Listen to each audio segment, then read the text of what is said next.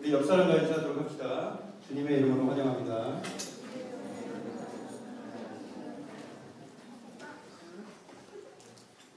네, 2009년 9월에 한국에서는 온 국민을 경악시키고도 남을 아주 끔찍한 사건이 발생했습니다. 40대 후반의 한 트럭 운전사가 음주운전을 하다가 11살짜리 초등학생 남자아이를 살짝 치었습니다. 큰 사고가 아니었기 때문에 그냥 그 아이가 머리에 타박상을 입고 피를 약간 흘렸습니다. 자기가 차에 치이자마자 놀래가지고 얘가 막 놀래서 피가 흐르는 이마를 손으로 쥐고 이렇게 집으로 뛰어갔습니다. 근데 이 트럭 운전사는 이 도망가야 하는 아이를 쫓아가서 잡은 다음에 자기의 트럭에 태우고서 인근의 작은 병원의 응급실로 향했습니다. 근데 병원 직원들이 자기들은 MRI 기계가 없어서 MRI 촬영을 할 수 없으니까 큰 병원으로 데려가라고 말을 했습니다. 그래서 다시 그 아이를 트럭에 태우고 큰 병원으로 향하는 도중에 무슨 이유에서인지 갑자기 차를 세우고는 평소 차 안에 싣고 다니던 공기총, 산임용 공기총으로 그 아이를 쏴서 살해했습니다. 그리고 그 시체를 깊은 그 계곡 아래로 유기했습니다. 나중에 한 시사 프로그램에서 그 사건을 취재했습니다. 그리고 그 끔찍한 사건을 저지른 운전사의 주변 사람들을 인터뷰하기 시작했습니다. 그 운전기사가 평소에도 그렇게 잔인하고 그렇게 포악한 성질을 가진 사람인지, 쉽게 흥분해서 감정 조절이 잘 안 되는 사람인지 이렇게 물어봤습니다. 놀랍게도 그를 나쁘게 말하는 사람은 단 한 사람도 없었습니다. 그는 대인관계가 굉장히 원만한 평범한 중년의 가장이었습니다. 그렇다면 그가 제대로 이성적인 판단을 할 수 없을 만큼 술을 과하게 마셨는가? 사실 그것도 아니었습니다. 아이를 병원에 데려왔을 때 분명히 그의 모습이 카메라에 잡혔는데 그는 몸을 정상적으로 가눌 수 있었고, 그리고 간호사들과도 제대로 된 대화를 할 수가 있었습니다. 자, 그렇다면 이 아이를 작은 병원에서 그 큰 병원으로 옮기는 그 사이에 이 남자에게는 무슨 일이 있었을까요? 그 사람은 당시 무면허인 상태였습니다. 근데 이미 그 음주운전을 했던 터라서 면허가 취소된 상태였죠. 그런 와중에 또 음주운전을 하다가 사고를 냈으니까 그 뒷일을 감당하기가 두려웠던 것입니다.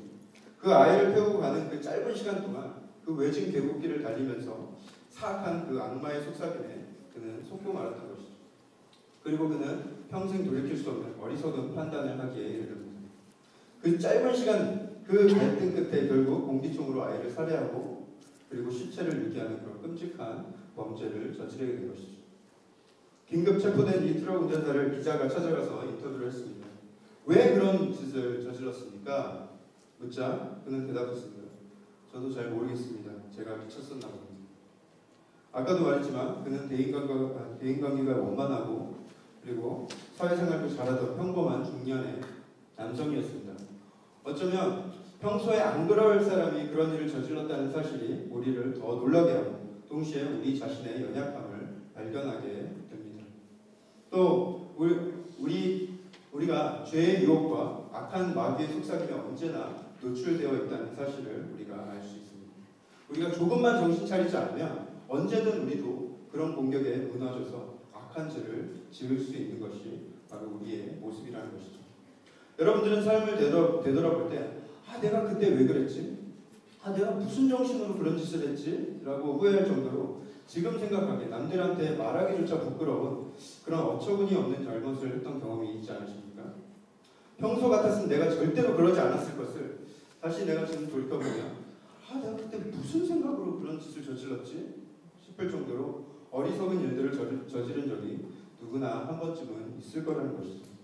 절대로 손대지 말아야 될 것에 손을 댔다거나 절대로 가야 하지 말아야 될 장소에 갔다거나 절대로 하지 말아야 될 말을 했다거나 그리고 절대로 사귀지 말아야 될 사람을 사귀었다거나 시간이 지나서 돌이켜보면은 너무나도 어처구니 없는 잘못을 저지른 그 자신의 모습에 창피하기도 하고 할 말을 잊기도 합니다. 그리고는 그때 내가 왜 그랬지 하면서 자괴감이 들 때가 있다는 것이죠. 재밌는 사실은 그런 어처구니 없는 행동을 벌이고 있는 그 상황에서 나만 빼고 내 주위 사람들은 내가 잘못하고 있다는 것을 전부 다 알고 있습니다. 내가 잘못된 판단을 하고 있고 어리석은 짓을 저지르고 있다는 것을 나만 모르고 있을 뿐이지 내 주위 모든 사람들은 다 알고 있다는 것이죠. 근데 그때는 이상하게도 다른 사람들의 조언이나 다른 사람들의 말들이 들리지 않고 내 생각과 내 판단이 옳다고 느껴지는 것이죠. 우리는 그렇게 선과 악의 사이에서 그리고 또는 의와 죄의 사이에서 갈팡질팡하면서 삶을 살게 됩니다. 그리고 간혹은 나도 모르게 어리석은 결정을 해서 평생 씻을 수 없는 그런 후회를 하게 되는 경우가 있습니다.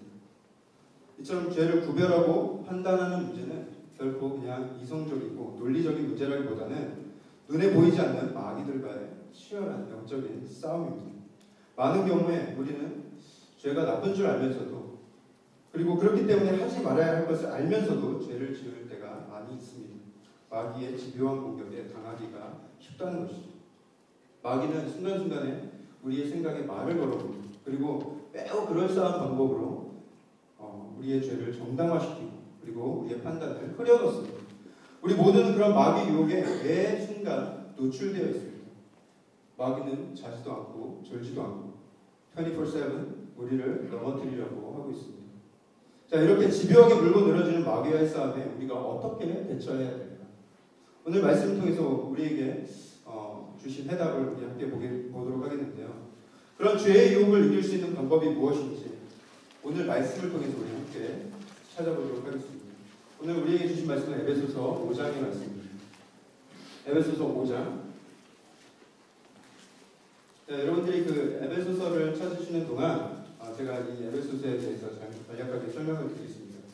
오늘 읽는 그 에베소서의 말씀은 바울이 에베소 교회에 쓴 편지입니다.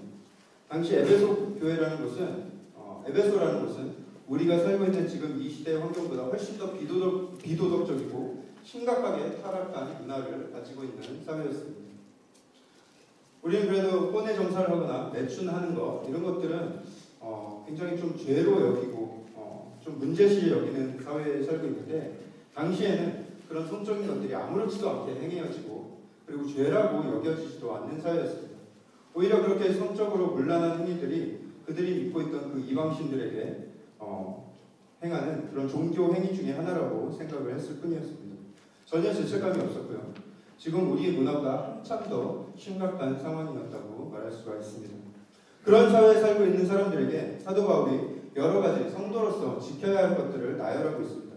간음하지 말고 정직해야 되고 분을 내지 말고 탐욕을 버리고 그 외에도 여러 가지 해야 할 것과 하지 말아야 될 것들에 대해서 나열을 하고 있습니다. 그러면서 그것들을 이제는 어떻게 지켜야 할 것인지에 대해서 설명하고 있는 것이 오늘 본문 5장 15절부터의 말씀입니다. 에베소서 5장 15절을 함께 보도록 하겠습니다. 에베소서 5장 15절입니다. 그런즉 너희가 어떻게 행할지를 자세히 주의하여. 자, 여기서 어떻게 행할지를 이 부분을 영어 성경에 보면 be careful how you walk. 다시 말하면 우리 인생 한 걸음 한 걸음을 매우 조심해서 주의해서 걸으라는 말입니다. 당시 에베소의 그 불란하고 방탕하고 비도덕적인 사회를 여러분들 한번 떠올려 보시기 바랍니다. 또는 지금 우리가 살고 있는 이 죄악된 세상 곳곳에 죄의 유혹들이 널려있는 이 우리들의 삶을 한번 돌이켰을 때 이 말씀이 잘 이해가 되죠. 조금만 방심하면 우리가 넘어질 수 있고 조금만 방심하면 더러운 것을 밟을 수 있고 조금만 방심하면 방향을 잘못 잡아서 결국 엉뚱한 데 가게 되는 다다르게 되는 그런 경우도 있습니다. 15절 하반절과 16절을 함께 보겠습니다. 15절 하반절에 지혜 없는 자 같이 말고 오직 지혜 있는 자 같이 하여 세월을 아끼라. 때가 악하니라. 어리석게 행동하지 말고 제발 지혜 있는 자처럼 세월을 아껴라. 지혜 있는 자가 세월을 아낀다면 지혜 없는 자는 세월을 낭비하는 사람이겠죠. 여기서 말하는 세월은 시간의 뜻도 가지고 있지만 기회라는 뜻도 가지고 있습니다. 지혜 있게 기회를 잘 사용하라는 뜻이겠죠. 왜? 때가 악하니까. 악한 때를 살아갈수록 우리는 주어진 시간과 기회를 하나님의 뜻에 맞게 살기 위해서 열심히 살아야 한다는 것입니다. 그렇지 않으면 악한 때에 죄의 여러 이런저런 유혹에 넘어지고 시험에 스트러글 하다가 삶을 마감하게 될지도 모른다는 뜻입니다. 17절 그러므로 어리석은 자가 되지 말고 오직 주의 뜻이 무엇인가 이해하라. 그러므로 시간과 기회를 허망하게 낭비하고 나중에 후회하는 그런 어리석은 자가 되지 말고 주의 뜻이 무엇인가 이해하라. 주님의 뜻이 무엇인지 정확히 알고 살아가라 라고 명령하게 된 것이죠. 그런데 우리가 세상을 살아갈 때 하나님이 원하시는 바가 무엇인지 몰라서 죄를 짓게 되는 경우는 거의 없습니다. 우리가 평소에 성경을 매일매일 읽고 성경을 통해서 하나님의 뜻이 무엇인지 매일매일 여러분들이 공부하지 않아도 하나님이 나에게 뭘 원하시는지, 뭘 원치 않으시는지 우리는 본능적으로 잘 알고 있습니다. 왜냐하면 우리는 하나님의 형상대로 만들어진 사람들이기 때문이죠. 오늘 본문에서 바울이 말하는 주의 뜻이 무엇인가 이해하라 라는 말에서 이 이해하라는 말은 우리가 몰라가지고 이것을 공부해서 알아야 된다, 우리가 머리로 알고 본능적으로 아는 정도를 말하는 것이 아닙니다. 우리 삶 속에서 완전히 그 말을 알고 내 자신이 그 뜻에 내 자신을 순복시켜서 사는 것까지를 의미하는 것이죠. 내 말과 행동이 하나님의 뜻을 알고 그 뜻에 흠뻑 빠져서 그 말에 온전히 순종하면서 너무나도 당연하게 그 말씀을 따르게 되는 선택을 말하는 것입니다. 우리는 하나님과 게임을 하려고 하는 때가 많이 있습니다. 내 자신을 속이고 하나님을 속이면서 우리가 아슬아슬하게 그 게임을 이어간다는 것이죠. 우리 하나님 뜻을 거스르고 내 고집대로 죄를 지으면서 살아갈 때 앞으로 어떤 결과가 초래될지를 우리는 너무나도 잘 알고 있습니다. 내가 하는 지금 이 행동이 언젠가는, 지금 당장은 아니더라도 언젠가는 불러올 결과를 내가 충분히 예견하면서도 불안불안 그 행동을 계속해 나가는 때가 많이 있다는 것입니다. 제가 몇 가지 예를 들어보겠습니다. 우리 중에 손들지 않으셔도 돼요, 여러분. 자랑스러운 건 아니니까요. 담배 피우는 분 계시죠, 여기? 네. 너무 불편해하지 마시고 들으시기 바랍니다. 여러분들 정리하는 마음으로 제가 이 설교 준비한 게 아니니까요. 네. 제가 담배를 피는데 내가 몸에 안 좋은 것을 잘 알고 있습니다. 담배가 몸에 초래할 수많은 악영향을 너무나도 잘 알고 있죠. 본인을 포함한 이 세상 사람 모두가 그 악영향에 대해서, 그게 건강으로 보나 영적으로 보나 또는 재정적인 낭비라는 측면에서 보나 백해무익하다는 것을 너무나도 잘 알고 있습니다. 다 아는데 나는 담배를 피울 수밖에 없는 나름대로의 이유를 대면서 계속해서 흡연을 하고 있다는 것이죠. 내가 언젠가는 끊을 수 있겠지만 지금은 당장 담배를 끊을 수 없는 이유를 계속해서 정당화시키려고 합니다. 그렇습니다. 지금 당장에는 큰 탈이 있겠습니까? 지금 담배 좀 핀다고 여러분 몸에 갑자기 암덩어리가 생기겠습니까? 하지만 피우면서도 여러분들 좀 불안불안하잖아요. 몸에 안 좋은 것을 알면서 피우니까 암에 걸리고 안 걸리고는 어떻게 보면 좀 확률 게임 같은데, 그 게임에 내가 항상 피해를 안 보리라는 보장이 없는 것을 아니까 불안하잖아요. 그렇죠? 그러면서도 끊을 수가 없는 것이죠. 담배만 그렇습니까? 게임 중독, 인터넷 중독, 미디어 중독, 드라마 중독, 스마트폰 중독, 이런 걸 끊어내지도 못하고 그냥 계속 게으름으로 여러분들의 때를 낭비하면은 지금 당장은 아니더라도 나중에 내 인생에 어떤 어려움이 올 것을 알면서도 여러분들 잘 못 보내고 있지는 않으십니까? 내가 지금 누군가와 데이트하는 중이라면 내가 어느 정도 선을 지켜야 될 것인지, 하나님께서 원하시는 순결의 관계가 아닌 내가 육체를 탐하고 정욕에 사로잡힌 그런 관계를 갖게 될 때 마음속에 여러분들 불안한 감정을 느끼시지 않으십니까? 그때 스스로를 여러분들은 어떻게 정당화시키시고 계십니까? 요즘에 다 그러는데 세상이 다 그러는데 하면서 나의 불안한 감정을 위로하고 있지는 않으십니까? 하나님의 뜻보다는 세상도 그러니까 나도 그런다라는 그런 크리스찬답지 않은 논리를 펴면서 하나님과 불안한 게임을 계속하고 있지 않냐는 것입니다. 내가 돈을 쓰고 관리하는 것은 어떻습니까? 내가 이런 식으로 돈을 쓰다가는 머지않은 날 언젠가 어떤 결과가 초래될지를 뻔하게 예상하면서도 눈앞에 보이는 그런 구매욕을 참지 못하고 절제하지 못해서 예상치 않은 지출을 계속해서 하고 있지는 않습니다. 쌓여가는 크레딧 카드비, 믿는 사람이든 안 믿는 사람이든 파멸과 동계의 경계선이 분명히 어디인지 알면서도 왠지 모르게 그 부분까지 최대한 다가가고 싶은 이상한 충동이 우리에게 있다는 것이죠. 내가 한 발짝만 더 떼면은 분명히 낭떠러지로 떨어지는데 왠지 그 앞에까지 가보고 싶은, 그 바로 직전까지 가보고 싶은 마음이 우리에게 있다는 것입니다. 내가 안전한 언덕 아래에서 놀면은 더 좋을 것을 굳이 낭떠러지 직전까지 가가지고 그 앞에서 춤추면서 놀고 싶어 한다는 것이죠. 죄를 짓지 않으면서 내가 얼마나 죄에 근접하게 갈 수 있을까를 보고 싶어 하는 마음이 우리에게 모두 있다는 것입니다. 바울은 우리에게 말하고 있습니다. 더 이상 그런 어리석은 게임을 하지 말으라는 것이죠. 그 위험한 결과를 뻔히 알면서도 계속해서 지속하고 있는 그 장난을 이제는 멈추라는 것입니다. 하나님의 뜻에 순종하고 그 순종하는 삶을, 그 뜻에 순종하는 삶을 살으라는 것이죠. 이런 걸 한번 상상해 보길 원하는데요.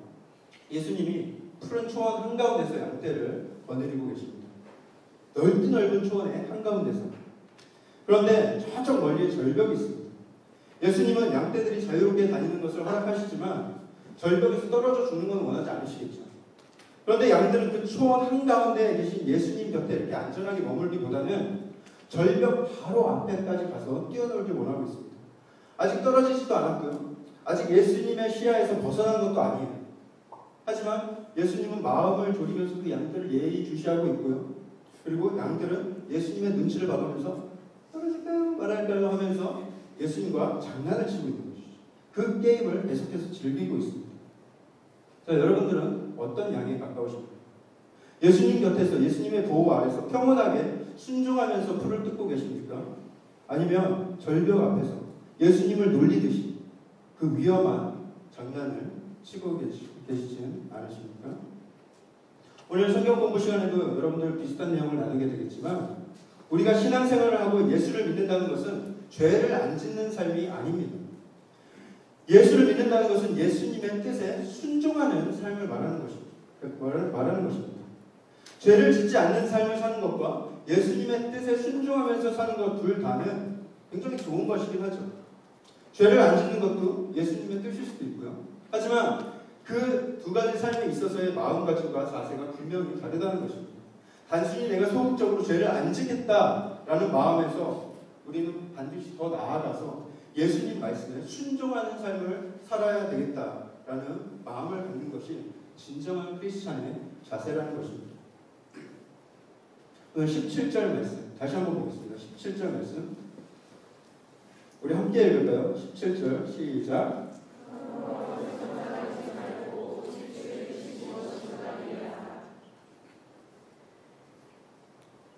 어리석은 자가 되지 말라라는 것은 소극적인 차원의 명령입니다.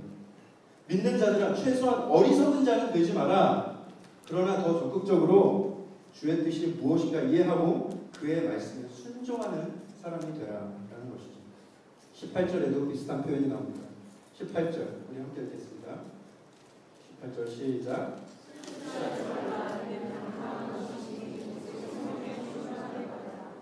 술 취하지 말라라는 명령은 크리스천들이 지켜야 될 아주 소극적인 명령 중에 하나죠. 최소한 술은 마시지 않아야 되겠느냐라는 것입니다.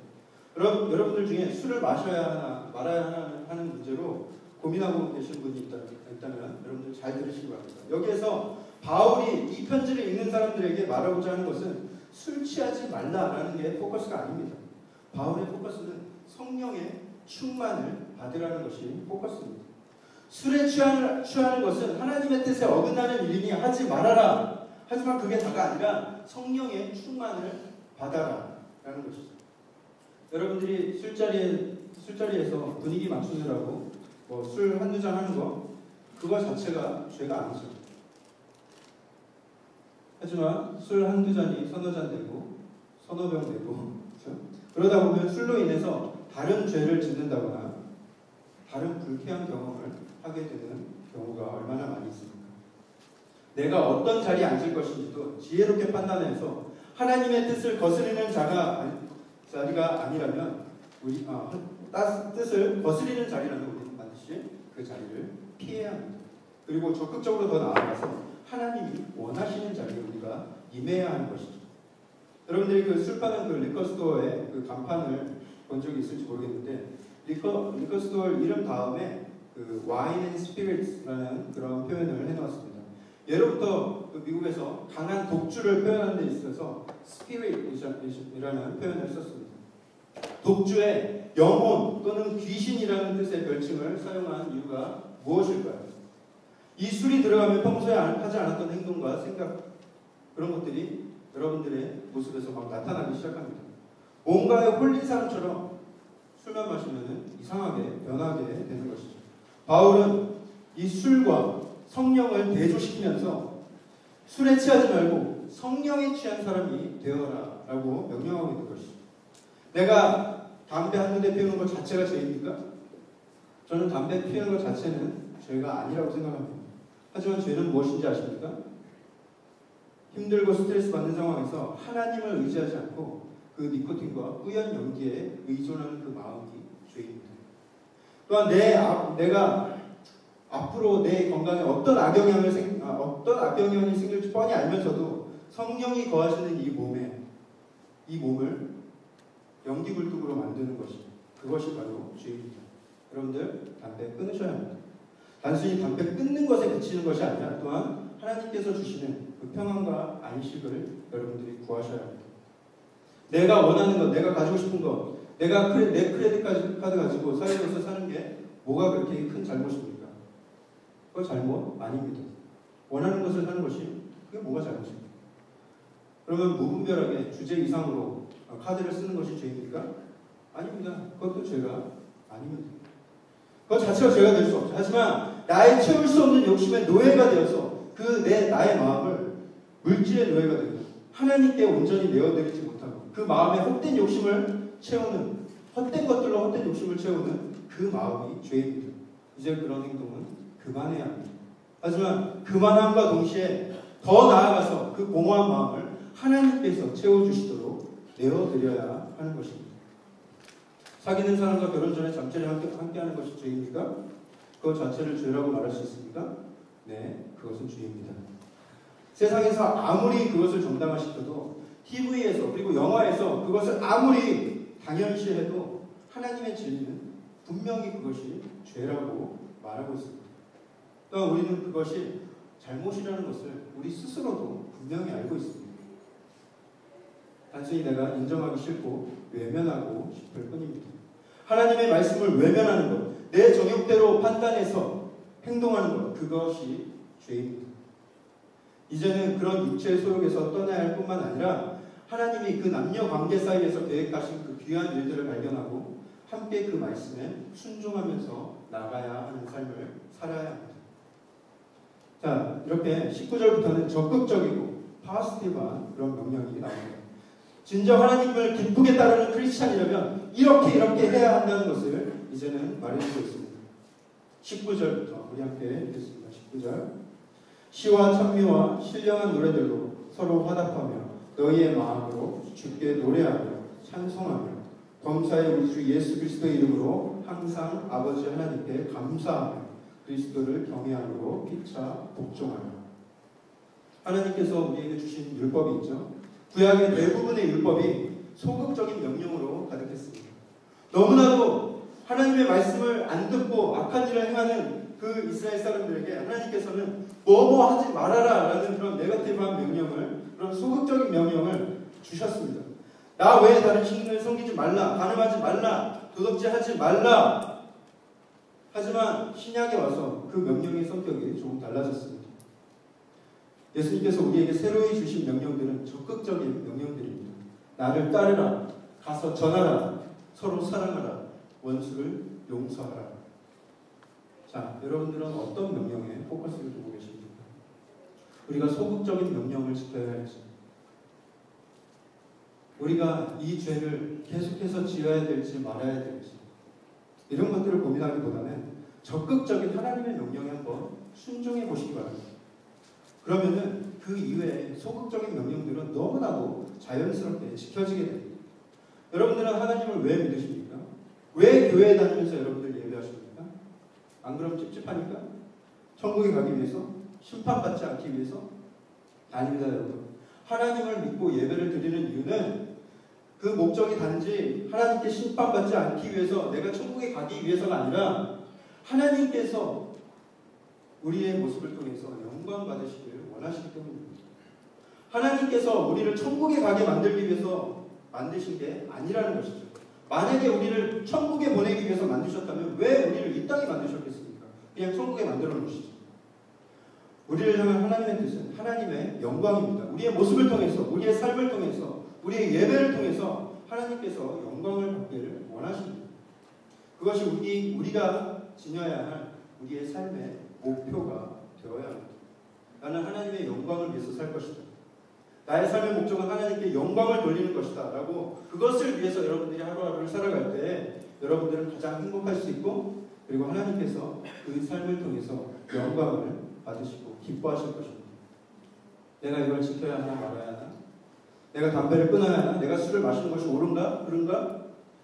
이런 고민은 저급한 단계입니다. 여러분들은 그 수준에서 이제는 한 걸음 도약해야 합니다. 내가 하나님 뜻에 순종하며 살리라, 내가 하나님 영광을 위해서 살리라 라고 다짐할 수 있어야 합니다. 내가 이런저런 게으름과 중독으로 고민하고 있고 내가 성적인 유혹에 시달리고 있다면 그 문제만을 바라보면서 내가 이것을 계속해야 될지 말아야 될지를 고민하기보다는 하나님께서 원하시는 그 뜻이 무엇인지 발견하고 그 뜻에 순종하면서 살기를 다짐해 보시기 바랍니다. 그렇다면 그 모든 문제의 해답이 의외로 쉽게 풀릴 수가 있습니다. 그런 말이 있죠. 어둠은 빛의 반대말이 아니다. 어둠은 빛의 부재이다. 마찬가지로 죄는 의의 반대말이 아닙니다. 죄는 하나님을 사랑하는 마음의 부재입니다. 죄의 문제의 근원은 그 마음속에 하나님을 사랑하고 지킬 의지가 있느냐 없느냐에 있습니다. 하나님을 붙드시길 바랍니다. 하나님의 뜻에 순종하시길 바랍니다. 하나님을 머리로만 알지 마시기 바랍니다. 하나님의 뜻을 순종하며 그리고 그분을 경험하면서 알아가시길 바랍니다. 그랬을 때 우리의 삶 속에서 죄가 떠남은 물론이고 하나님께 영광 돌리는 삶을 살 수가 있게 되는 것입니다. 아까 말씀드린 그 초등학생 살해 사건, 우리한테도 얼마든지 그런 일이 생길 수가 있습니다. 그렇게 극단적인 것까지는 아니더라도 정말 심각한 판단의 오류를 우리가 겪을 수가 있습니다. 순간순간 죄의 유혹과 마귀의 시험에 우리가 넘어질 수가 있습니다. 우리의 힘으로 그 세력을 이겨낼 수 있겠습니까? 여러분들 자신하십니까? 한두 번, 서너 번 이겨낼 수 있습니다.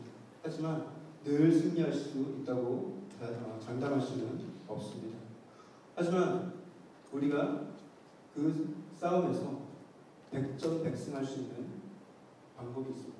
그것은 우리가 늘 깨어서 하나님 말씀에 거하고 그리고 하나님 말씀에 순종하는 삶을 우리가 매일매일 살아갈 때 우리가 그런 헛된 그리고 잘못된 판단의 오류를 경험하지 않을 수가 있다는 것이죠. 우리 오늘 마지막 구절 19절에서 21절에 나오는 그 적극적인 명령들을 우리 한번 다시 읽어보길 바랍니다. 19절에서 21절 우리 함께 소리내어서 함께 읽기 바랍니다. 시작. 시와 찬미와 신령한 노래들로 서로 화답하며 너희의 마음으로 주께 노래하며 찬송하며 범사의 우리 주 예수 그리스도의 이름으로 항상 하나님 아버지께 감사하며 그리스도를 경외함으로 피차 복종하라. 우리 마지막으로 우리 찬양할 텐데요. 나의 마음을 전문가 같이 하셔서 우리 찬양 부르시면서 우리 하나님께서 나의 마음을 정말 하나님 앞에 온전히 가까이 두고 그리고 하나님 뜻에 온전히 순종하면서 살기를 우리 한번 다짐했으면 좋겠습니다. 나의 마음을 그 앞에 찬양하겠습니다.